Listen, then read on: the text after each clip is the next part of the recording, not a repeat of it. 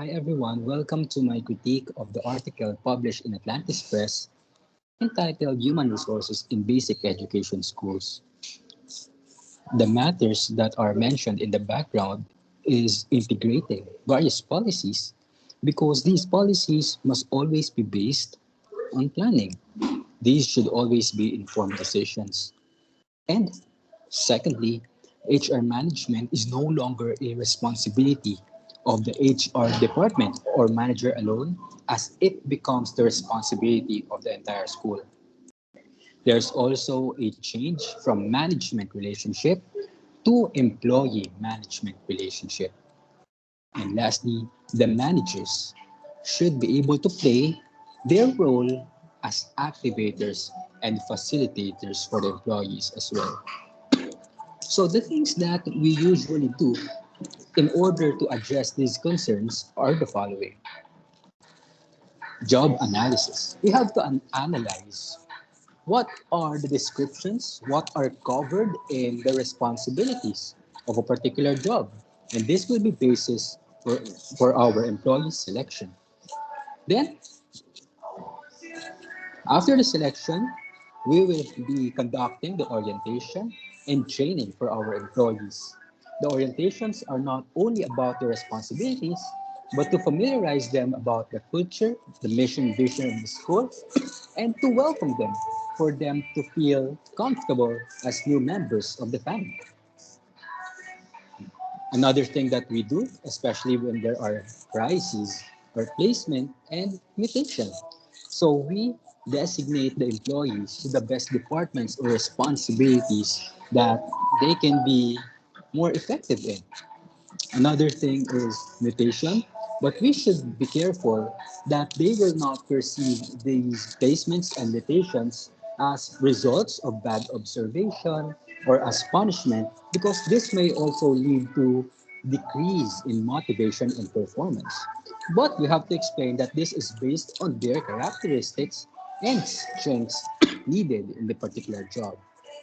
And lastly, we can improve our processes and promotion and compensation as rewards and recognitions to those who are doing their job very effectively.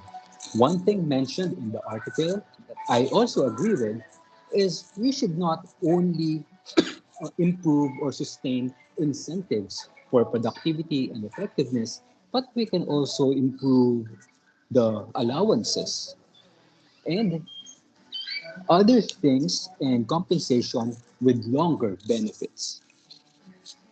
What are the symptoms that we need personal development when the employees are too obedient? They just feel that they have to fulfill all the wishes of the employer without critical thinking. When they are too mechanistic, they are just like robots who are just doing the same thing day by day with the absence of creativity. Another, when they feel dissatisfied and unhappy with their job, mostly because of change in context and contents that make them feel insecure, make them feel less confident, and even confused. And of course, when they cannot solve the problem and all they can do is just to complain and to regret for any bad outcomes. Another thing is when the leaders cannot go away from authoritarian style of leadership, which causes a very rigid relationship between the management and the employees. Another is when there are erroneous and sluggish decisions. These decisions may not only cause confusions, but also anxieties and other conflicts with the groups of personnel.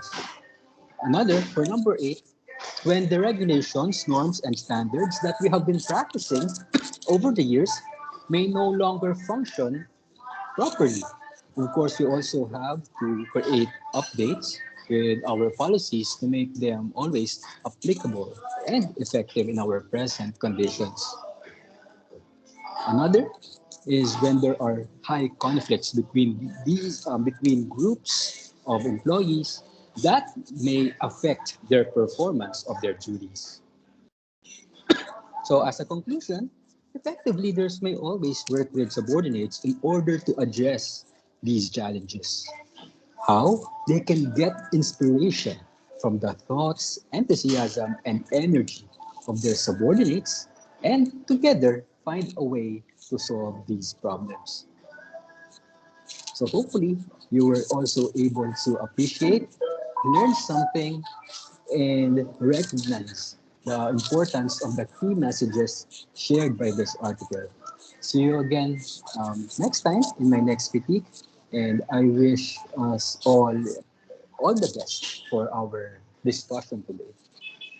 Thank you so much.